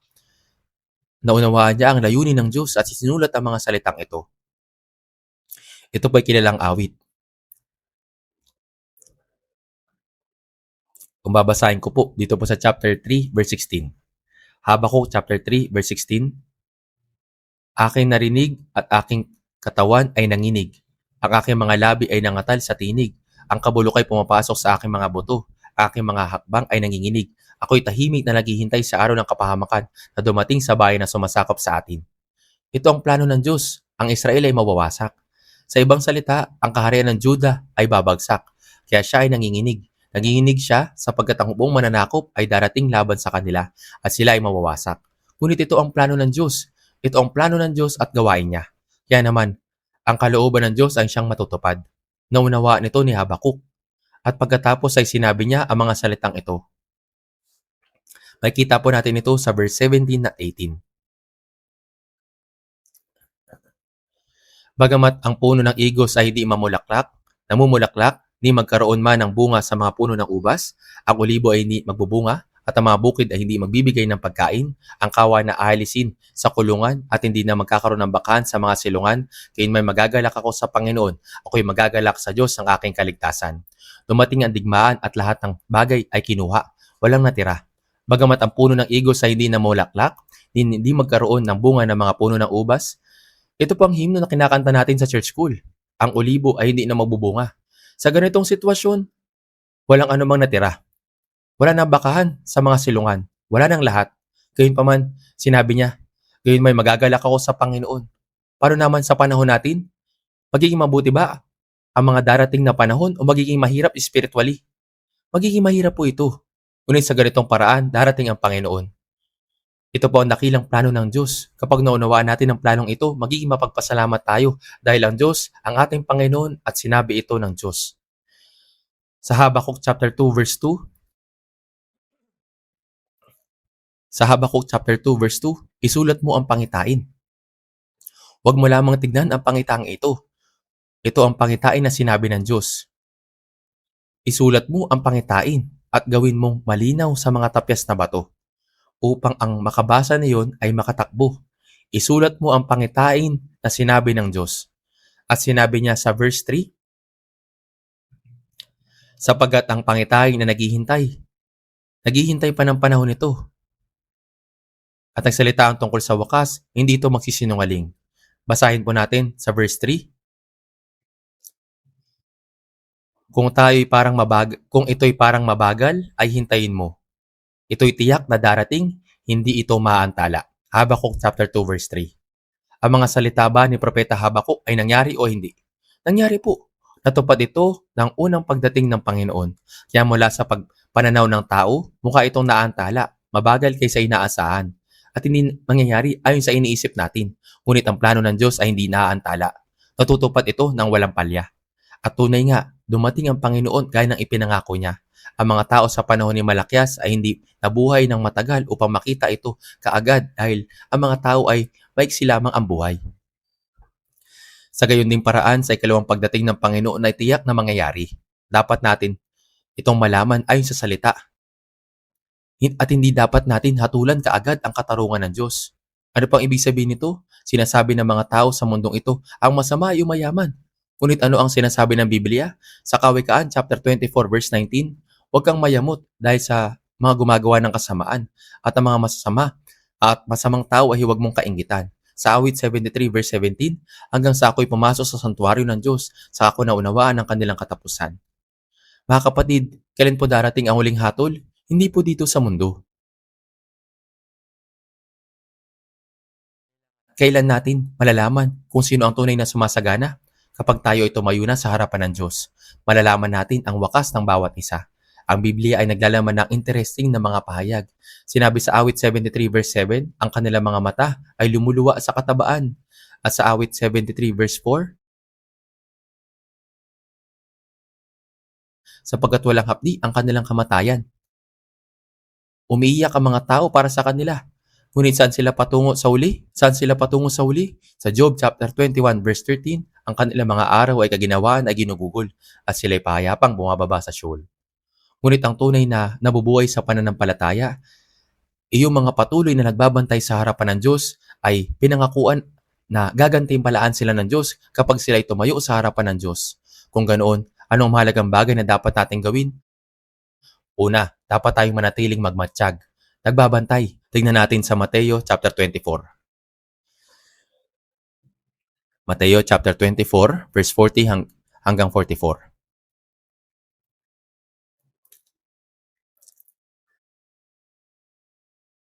Mateo chapter 24 verse 40 hanggang 44.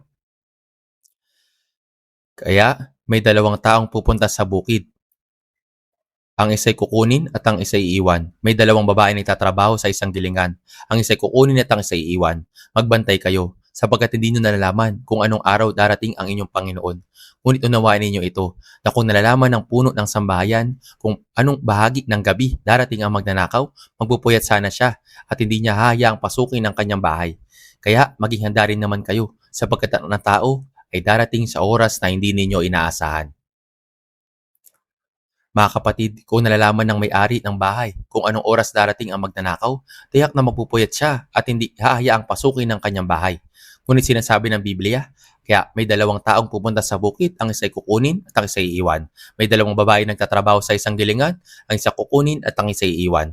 Ito po ay ikalawang pagdating, ang rapture, na pinakakaantay natin.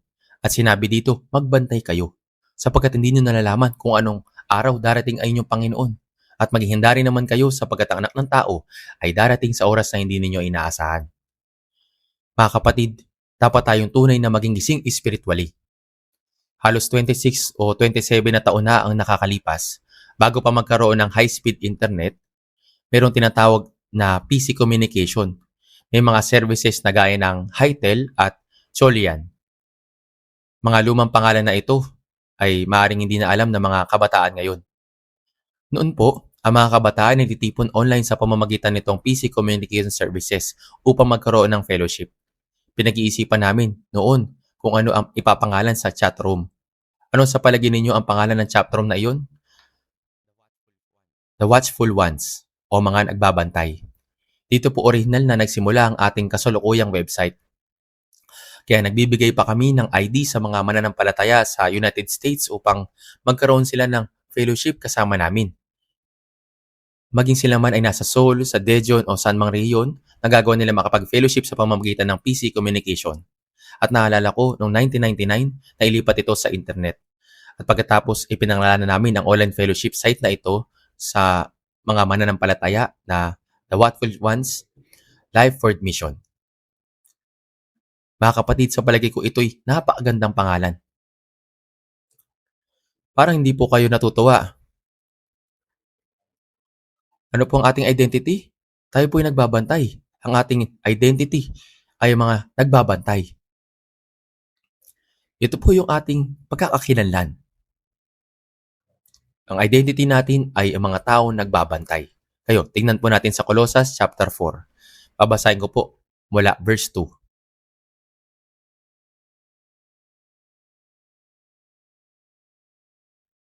Colossus chapter 4, verse 2 hanggang 4.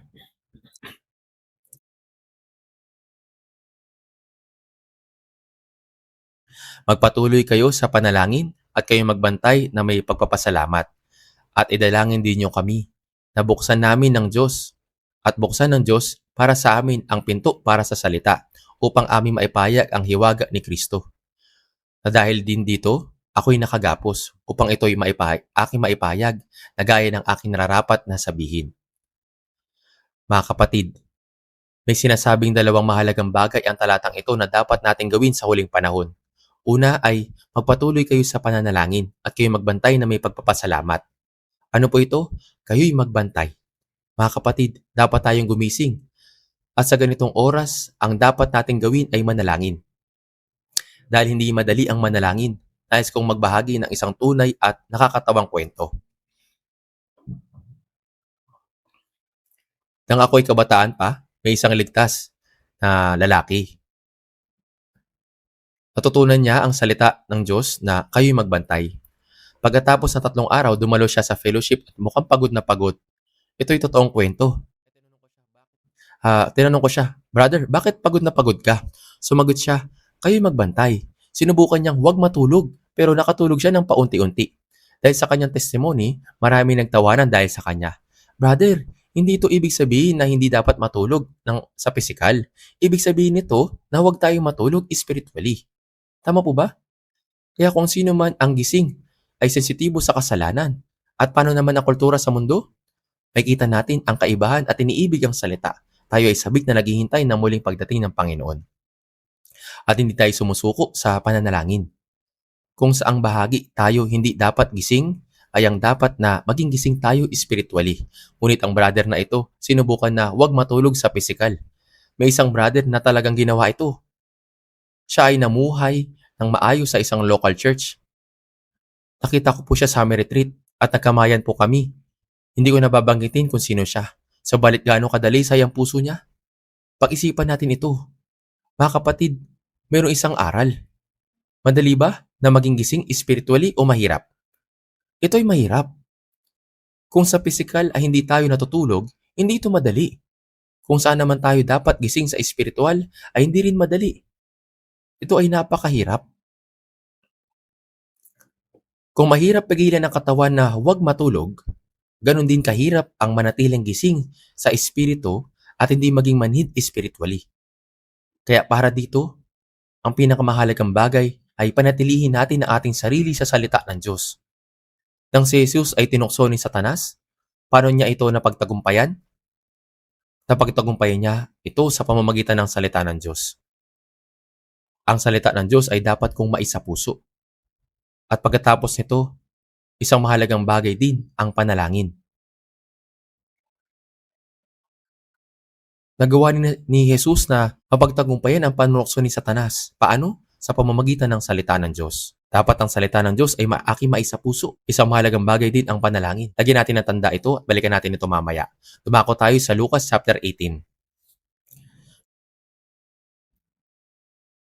Lucas chapter 18. Babasahin ko po sa chapter 18 verse 1 hanggang 8. Dapat tayong manalangin upang makapanatiling gising. At itinilasay ni Jesus sa kanila ang isang talinahaga. kung paanong sila'y dapat laging manalangin at huwag manlupaypay. Sinabi niya, sa isang lungsod ay may hukom na hindi natatakot sa Diyos at walang taong iginagalang. At sa lungsod na iyon ay may isang babaeng balo na lagi pupunta sa kanya na nagsasabi, bigyan mo ako ng katarungan laban sa aking kaaway. May ilang panahon na siya'y tumatanggi, subalit pagkatapos ay sinabi sa kanyang sarili, bagaman ako hindi natatakot sa Diyos at hindi gumagalang sa tao, subalit dahil ginagambala ako ng balong ito, bibigyan ko siya ng katarungan. Kung hindi ay magsasawa ako sa kanyang patuloy na pagpunta rito. At sinabi ng Panginoon, pakinggan ninyo ang sinabi ng masamang hukom. At hindi ba bibigyan ng Diyos ng katarungan ng kanyang mga pinili na sumisigaw sa kanya araw at gabi? Kanya bang matitiis sila? Sinasabi ko sa inyo, mabilis siyang bibigyan sila ng katarungan. Gayunman, pagparito ng anak ng tao, makatagpo kaya siya ng pananampalataya sa lupa? Ang panalangin ay paghihintay. Dito, matututunan natin ang isang aral patungkol sa masamang hukom. Gayunman, kung titignan natin ang huling bahagi, makatagpo kaya siya ng pananampalataya sa lupa? Ibig sabihin nito na maging sa masamang hukom ay tumutugon din kung saan ay hinihingan ng paulit-ulit. Gaya nito, kung ang ligtas na banal ay hihingi sa Diyos, siya ay tiyak na tutugon. Ngunit bakit niya sinabi na makakatagpo kaya siya ng pananampalataya sa lupa? Ano ba ang kahulugan ng pananampalataya sa talatang ito? Patuloy siyang pinuntahan ng babaeng balo hanggang sa uli. Itong pananampalataya na ito ay nagpapatuloy tayo sa panalangin at nananampalataya na ito ay masasagot. At makatagpo kaya siya ng pananampalataya sa lupa? Pagkatapos dito, ano ang kahulugan ng pagparito ng anak ng tao? Kung ito ay a-apply natin sa ikalawang pagdating, ang mga tao na sabik na naghihintay sa muling pagdating ni Jesus ay niisip na kailan siya babalik. Dahil parang huli na para dumating. Mari nilang maisip na may ginagawa ba ang Diyos? Susuko na ba tayo? Gayunman, sinabi ni Jesus, pagparito ng anak ng tao, makakatagpo kaya siya ng pananampalataya sa lupa? Ibig sabihin, tinatanong niya, ilang tao kaya ang magpapatuloy na manalangin sa kanyang pagbabalik? Ibig sabihin ba na mayroong marami o kaunti? Opo, kakaunti lamang. Kakaunti lamang. Kaya ano ang pananampalatayang ito?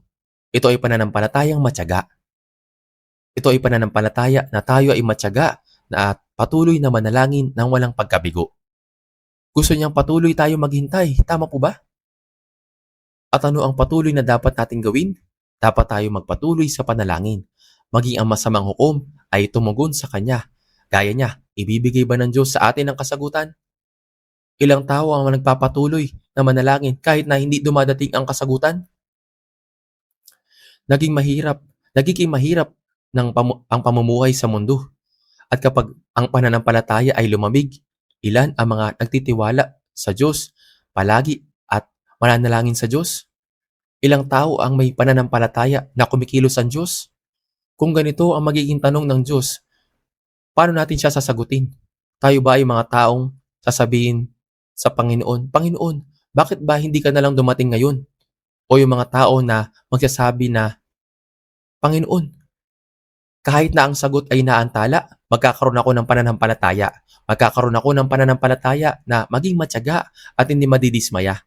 Panginoon, kahit na ang mundo ay pasama ng pasama, magkakaroon ako ng pananampalataya na hindi ko kailanman magdududa tungkol sa Diyos. Panginoon, kahit na ang muling pagdating ni Jesus ay naantala, magpapatuloy ako na panghawakan ng pag-asa at magkaroon ng pananampalataya na ako'y magpapatuloy na magtiwala sa Diyos. Ito ang saloobin na dapat natin ingatan.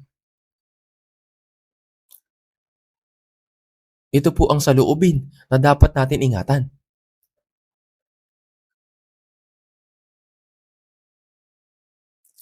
Kung nadako po tayo sa Colossus chapter 4, sa verse 2,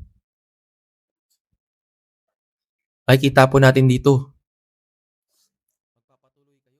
magpatuloy kayo sa panalangin at kayo magbantay na may pagpapasalamat.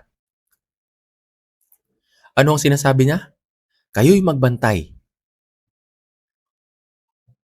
Mga kapatid, dapat tayo magbantay sa panalangin na may pasasalamat. Tayo ay dapat magbantay na mayroong matyagang pananampalataya. Balikan po natin sa Colossus chapter 4 verse 2, magpatuloy kayo sa panalangin at kayo magbantay na may pasasalamat. Dapat tayo'y magbantay na mayroong pagtsatsagang pananampalataya. Pagkatapos, mayroong dalawang bagay na hiningi ng Diyos sa atin. Sa Hebreo chapter 10, verse 24 hanggang 25. Basahin natin sa Hebreo chapter 10, verse 24 at 25. At ating isaalang-alang kung paano gigisingin ng isa't isa sa pag-ibig at sa mabubuting gawa, na huwag nating pabayaan ang ating pagtitipon gaya ng ugali ng iba, kundi palakasin ang loob ng isa't isa, lalong-lalo na kapag inyo nakikita na papalapit na ang araw. At ating isaalang-alang kung paano gigisingin ng isa't isa. Anong gagawin natin para gisingin? Kung mamumuhay tayo sa pananampalataya, pinsan nakakaramdam tayo ng kalungkutan. Maraming pagkakataon na nakakaramdam tayo nito. At marami rin pagkakataon na tayo'y nagdurusa at may kahirapan. Kahit na mabuti ang ginagawa natin, ngunit hindi tayo tinatanggap ng mga tao. Sila ay tumatanggi. Ngunit ano ba ang dapat natin gawin sa ganitong kaso? Ate isaalang-alang ay isa't isa. Ano bang dapat natin gawing mabubuting gawa upang gisingin ng isa't isa? Huwag nating pabayaan ang ating pagtitipon gaya ng ugali ng iba, kundi palakasin ang loob ng isa't isa, lalong-lalo na kapag inyong nakikita na papalapit na ang araw. Kundi palakasin ang loob ng isa't isa, lalong-lalo na kapag inyong nakikita na papalapit na ang araw. Ito ang dapat nating gawin sa huling panahon. At anong isa pang mahalagang bagay? Tingnan natin sa Colossus chapter 4. Colossus chapter 4, verse 3 hanggang 4. Anong sinasabi ng Biblia na susunod na bahagi? Verse 3 hanggang 4, at idalangin ninyo kami na buksan ng Diyos para sa amin ang pinto para sa salita, upang aming maipahayag ang hiwaga ni Kristo, na dahil din dito ako'y nakagapos, upang ito'y aking maipahayag gaya ng aking nararapat na sabihin. Anong sinasabi ng Biblia? Gaya ng aking nararapat na sabihin. Ano po ibig sabihin nito? Ano ba ang dahilan kung bakit nabubuhay pa tayo sa mundong ito ngayon? Bakit hindi pa dumadating si Jesus? Dahil marami pa ang mga tao na dapat makarinig ng salita. Dapat makarinig ng salita ng Diyos. Ito po ang dahilan. Tama po. Kung wala nang natitirang makikinig, wala nang dahilan para manatili pa tayo rito. Kapag tinawag tayo ng Panginoon, masasabi lang natin ay amin. Nang may puso nagpapasalamat at ahayo. Sa isang pangungusap, anong kailangan natin gawin hanggang sa bumalik ang Panginoon habang hinihikayat natin ang isa't isa at gagawin ang lahat ng pagsisikap ng pagtitipon? Ito ay evangelism. Sama-sama tayo nagpapagal. Sama-sama nating ipinapangaral ang ebanghelyo. Kapag pumupunta tayo sa retreat center, tayong lahat ay nakakarinig ng mga nakakaantig na kwento. Ang mga kapatiran na nagdadala ng kanilang mga invitee ng may labis na pagsisikap. Sa kabila ng kanilang labis na pagsisikap, palagi tayo nauubusan ng space na matutuluyan. Nalubos kong ikinalulungkot. Ngunit habang ginagawa namin ang aming makakaya, isang batang kapatid na lalaki ang lumapit sa akin at nagtanong, Pastor, bakit wala nang natitirang silid para sa mga kapatid na lalaki ng kabataan? Kaya nagtanong ako, sa palagay mo, bakit? Sabi niya, ang mga silid ay unang napupunta sa mga invitees, pagkatapos ay sa mga sisters, pagkatapos ay sa nakakatandang brothers, at pagkatapos ay sa mga tatay, at pagkatapos ay sa mga youth brothers. Sinabihan silang maghanap ng kanilang matutuluyan. Sinabi ko sa kanya na hindi lang iyon basta pagpapabaya sa kanila na tuklasin ito ng may mag-isa, kundi sa paggawa nito, makakamit nila ang mga gantimpala sa langit. Labis akong nalungkot dahil iyon lang talaga ang masasabi ko. Ngunit gayon paman, para maabot ang isa pang kaluluwa, sama-sama tayo natutulungan, naglilingkod ng sama-sama at gumagawa ng mga bagay na hindi pa natin nagagawa sa mundo noon. Tulad ng pagpupulot ng basura, paglilipat ng mabibigat na bagay, at pagpapawis ng sama-sama. Lahat ng iyon ay para sa kapakanan ng evangelism. Ito ang gawain na itinawag sa atin na gawin sa panahong ito. Sa tingin mo ba, naaalala ng Diyos sa mga taong gumagawa ng maayos at hindi? Talagang naaalala niya. Balikan natin ang Malakias chapter 3, sa verse 14 at 15. Malakias chapter 3, verse 14 at 15.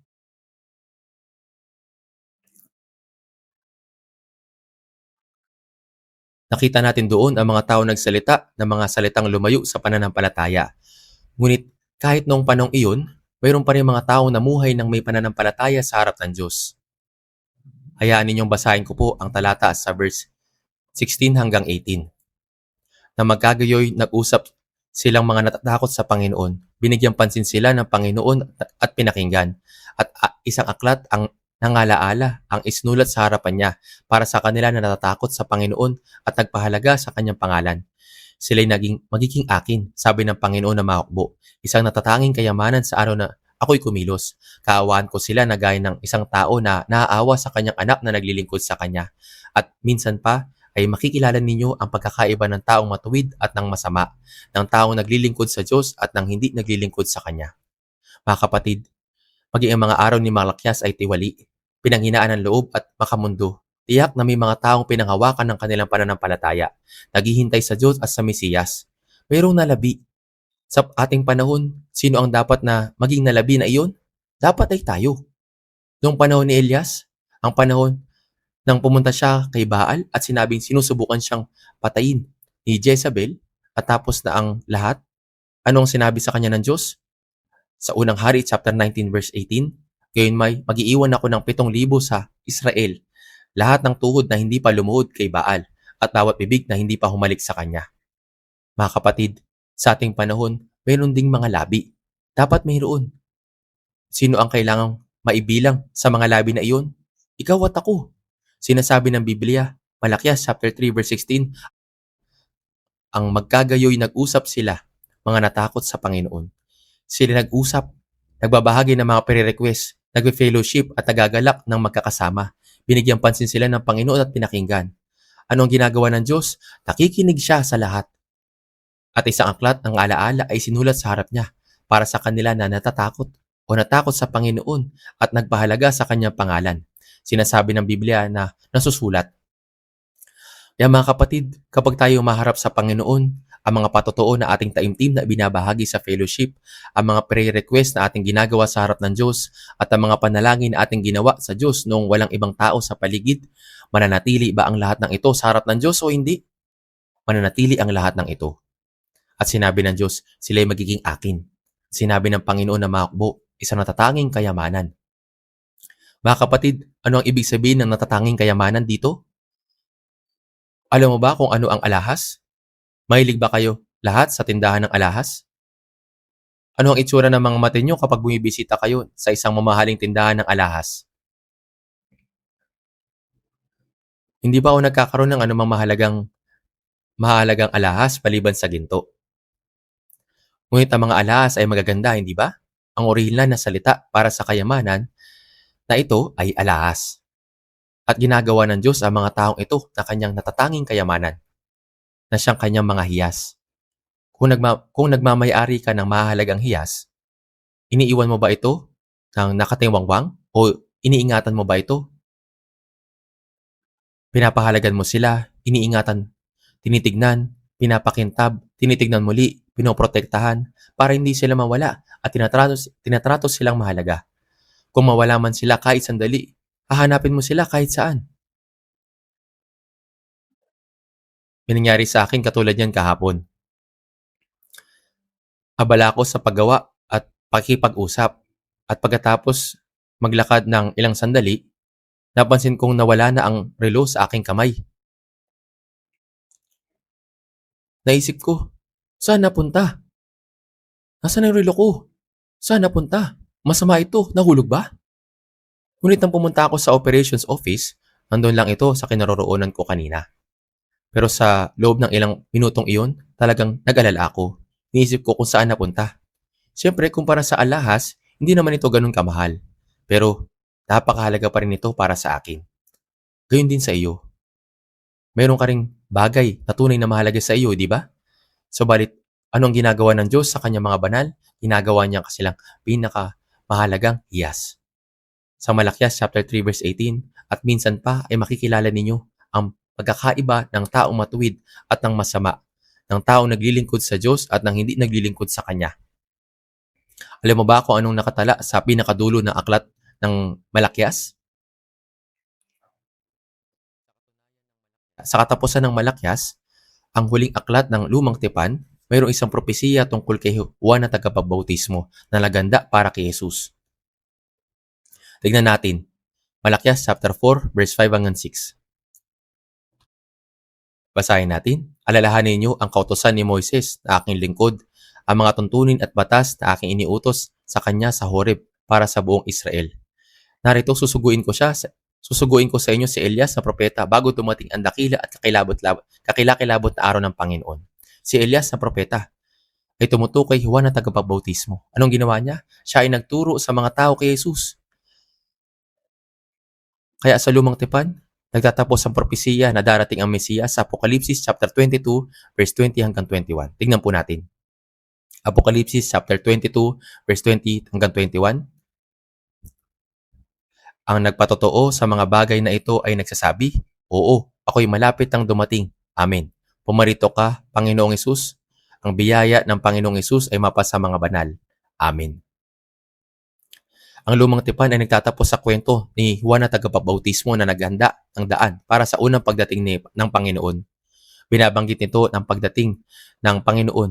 Kung gayon, paano naman sa pagtatapos ng Bagong Tipan na siya'y katapusan ng Biblia? Amen. Gayon din, halika, Panginoong Hesus. Tunay na ako'y malapit nang dumating. Amen. Gayon din, halika, Panginoong Hesus. Ang Biblia ay nagtatapos sa pangako na ang Panginoon ay muling babalik. Kahit na mayroong pagdurusa at mahirap na pangyayari sa ating panahon, ang Panginoon ay tiyak na darating ayon sa kanyang pangako. Taos puso akong umaasa na sa pananampalatayang iyan ay hindi tayo matitinag, kundi panatilihin ang ating pananampalataya hanggang sa wakas. At kapag tayo ay tumayo sa harap ng Panginoon, tayo ay magiging mga mananampalataya na hindi natutulog o inaantok, kundi gising. Iyan ang dapat nating gawin. Manalangin tayo. Banal naming Amang Diyos, maraming salamat po. Salamat sa pagpapahintulot sa amin na maunawaan ang mga aral na ipinakita mo sa amin ngayon sa pamamagitan ng aklat ni Malakyas at ang pananampalataya na naghihintay sa Panginoon ay hindi dapat matinag at kami naway tumingin at maghintay sa iyo habang nabubuhay na iniingatan ng aming pananampalataya. Ang aming summer retreat ay nakahanda na at isinasagawa na ngayon. Pakiusap, samahan mo kami hanggang sa huli at lalong-lalo na ang ika-4 na summer retreat ng Soul Center Church ay magsisimula ngayong Martes. Samahan mo kami upang maraming makapangyarihang gawa ang mangyari sa kalagitnaan namin at patuloy mo kaming turuan sa pamamagitan ng iyong salita kung ano ang nararapat naming gawin hanggang sa matapos ang retreat. Ipaalam mo sa amin palagi kung paano kami mabubuhay sa harapan mo. Gabayan at pangunahan mo kami upang kami ay makatayo sa harap mo bilang isang mahalagang iglesia na mayroong pananampalataya na walang anumang dapat ikahiya at gawin kaming mahalagang brothers at sisters. Pakiusap, protektahan at ingatan mo po ang lahat ng mga evangelist na naglilingkod sa retreat center, lahat ng mga kapatiran at lahat ng nangangaral ng ebanghelyo at lahat ng nakikinig ng iyong salita. Kami ay nagpapasalamat sa iyo sa lahat ng bagay at idinadalangin namin ito sa pangalan ni Jesus na nagmahal sa amin. Amen.